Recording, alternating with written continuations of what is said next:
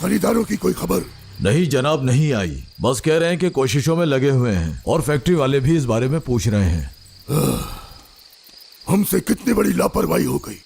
खुद आके पहले देखना चाहिए था, और इन्होंने ध्यान से काम किया होता तो वक्त पे पता लग जाता कि बीजों में कीड़ा लग गया है। 40,000 बीज थे, बर्बाद हो गए। चारों तरफ देखो, जमीनें बंजर और वीरान पड़ी हैं। जनाब, अगर बीजों को ना बचाया गया तो हम क्या करेंगे? करना क्या है, नुकसान बर्दाश्त करेंगे, लेकिन हमें हल भी ढूंढना होगा इसका। बहुत सारे मुलाजिमों की रोजी रोटी का सवाल है। अगर बीजों को ना बचाया गया तो सब बेरोजगार हो जाएंगे। देखो, कुछ ना कुछ तो करेंगे, परेशान मत हो, लेकिन ये गांव के लोग मसले का पता नहीं कर पाएंगे। खिजर, इन्हें वापस भिजवा दो और कुछ ऐसे लोगों को बुलाओ जो काम जानते हो। मुआयना करवाओ जमीन का। ठीक है बाबा, एक दफा बात कर लेने दें। अगर काम नहीं बना तो जैसा आप कह रहे हैं वैसा कर लेंगे। और फैक्ट्री भी तुम ही जाओगे और वहाँ का सब काम देखना है तुम्हें। जी। और वो साबुन वाली फैक्ट्री का क्या हुआ? एक जगह बिगाड़ शुरू होता है तो सब कुछ बिगड़ जाता है। वहाँ भी कोई गड़बड़ लग रही है। बाबा, आप बहुत ज्यादा परेशान हो रहे हैं। मैं आपसे कह तो रहा हूँ सब ठीक हो जाएगा। आपकी सेहत के लिए ज्यादा परेशान होना ठीक नहीं है। ठीक है, मगर ऐसे कब तक चलेगा खिजर? हमें खुद ध्यान देना होगा, तभी ठीक होगा। ठीक कह रहे हैं आप, ठीक कह रहे हैं। अच्छा, तुम फैक्ट्री जाके देखो और वहाँ जाके वर्कर्स के साथ बात करो। ठीक है। वो अजीजा की वजह से घर में फंस के रह गए, हत्ता कि अपने कारोबार तक को नहीं देख पा रहे। बदीर भाई, ये किस किस्म की बीमारी है?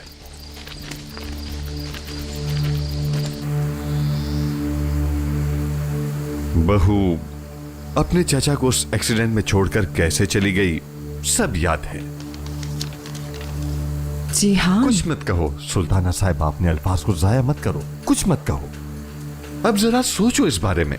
मसलन ये खत अगर तुम्हारी बेटी को मिल जाए, बल्कि बेटी को छोड़ो, अगर ये अजीजे अस्लाम को मिल जाए तो क्या होगा? तुम चाहते क्या हो? अब सही है, जरा देखो तो सही कितनी जल्दी पटरी पर आ गई हो।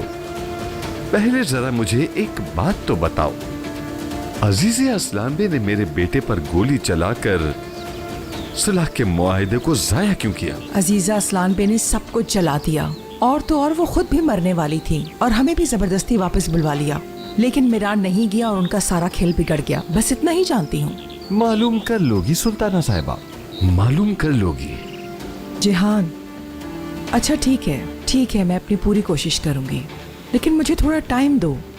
अजीजा अस्लान बे मुझे अपना कोई राज नहीं बताती। देखो, मुझे कोई परवाह नहीं अजीजे क्या बताती है और क्या नहीं।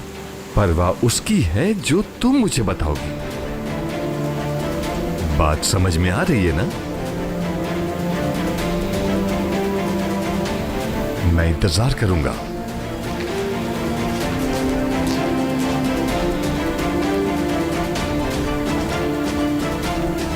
समझ नहीं आ रहा क्या करूं। अजीजा तो अजीजा, असलान और गोनल को पता चला तो क्या करूंगी मैं?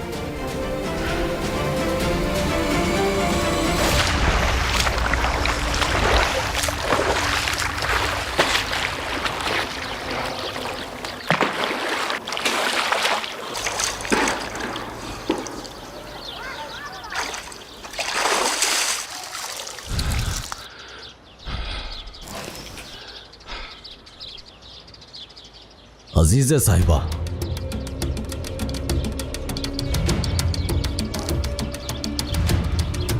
दादीजान, फौरन तैयार हो जाओ। मिल के पास वाली जमीन पर आना, मैं वही इंतजार कर रही हूँ तुम्हारा। दादीजान सब खैरियत है ना? ये इतने अचानक से आप मुझे वहां क्यों बुला रही हैं? आओगे तो पता भी चल जाएगा असलान।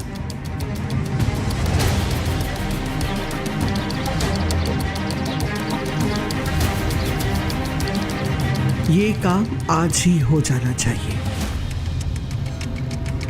तुम्हारी जान बचाने का वाहिद रास्ता तुम्हें यहाँ से भेजना है।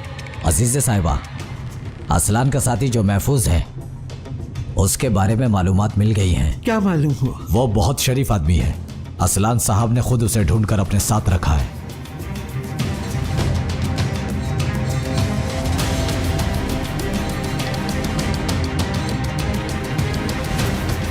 हेलो सुल्ताना, क्या तुम गोनल के साथ हो?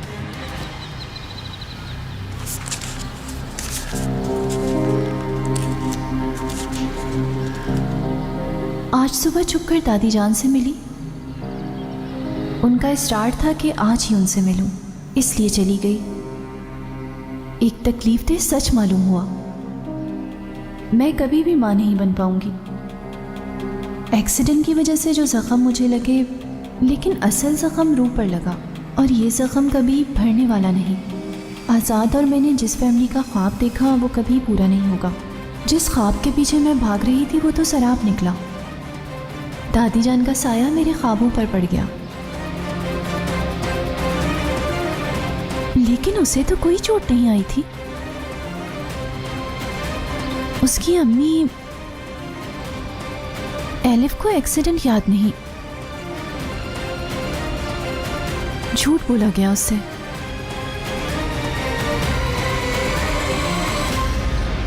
जुनैद,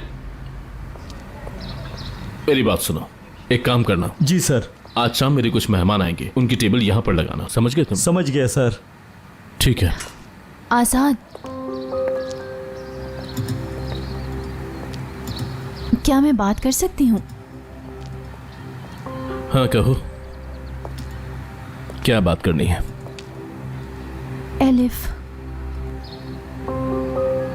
एलिफ ने आपके बारे में जो लिखा वो पढ़ा मैंने।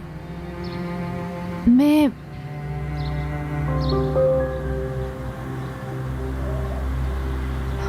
दादी जान एलिफ से छुप छुप कर मिलती थी, जानते हैं? इसका मतलब नहीं जानते, और जानते भी कैसे?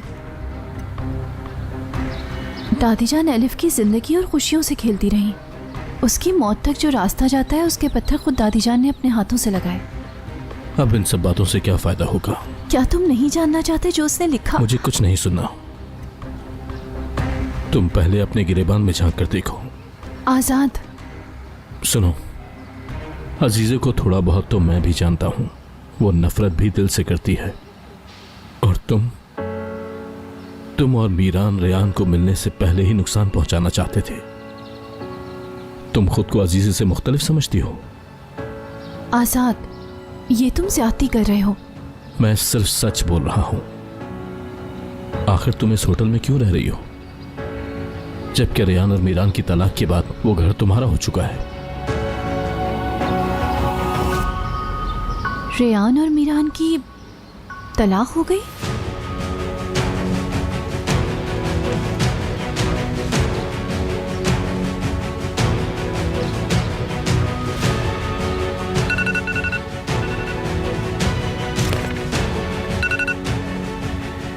हेलो अम्मी।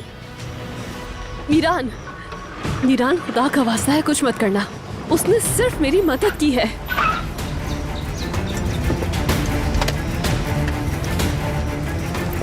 अब मैं इसकी मदद करूंगा। देखते हैं आखिर ये चाहता क्या है। मीरान! असलान! बाहर आओ फौरन, जानता हूं तुम अंदर ही हो। मीरान, किसी के घर के बाहर खड़े होकर इस तरह से चिल्लाना अच्छी बात नहीं है। तो क्या उसे हमारे घरों में घुसने का हक हासिल है? बोलो। असलान, बाहर आओ फौरन। डरो मत। अपना लेटर भूल गए थे, वो वापस करने आया हूं। मीरान, ये क्या कर रहे हो तुम? हाँ, खोलेगा ये। यहीं रुको। कहाँ जा रहे हो? मीरान, रुक जाओ।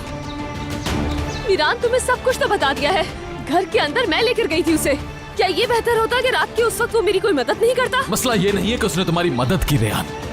मसला ये है कि वो अचानक वहाँ पहुँच कैसे जाता है जब तुम्हें उसकी जरूरत होती है। वो महज एक इत्तेफाक था मीरान। मैं इन इत्तेफाकात से अच्छी तरह वाकिफ हूँ। तुम जा कहाँ रहे हो? हाँ, करने के वाले हो? अगर तुम्हारे शक इतने ही सही होते तो वो उस दिन हमें छत पर क्यों बचाता? हाँ, बाहर निकलो, तुम्हारा लेटर है मेरे पास। इस तरह जबरदस्ती किसी के घर में घुसकर उसे मारना चाहते हो? इस सबसे क्या साबित करना चाहते हो? सिर्फ पूछना चाहता हूँ कि हर वक्त तुम्हारे आसपास क्यों रहने लगा है। आवाज आ रही है तुम्हें? मीरान, तुम्हें अल्लाह का वास्ता है, दरवाजे से दाखिल नहीं हो सके तो अब खिड़कियों से जाओगे क्या?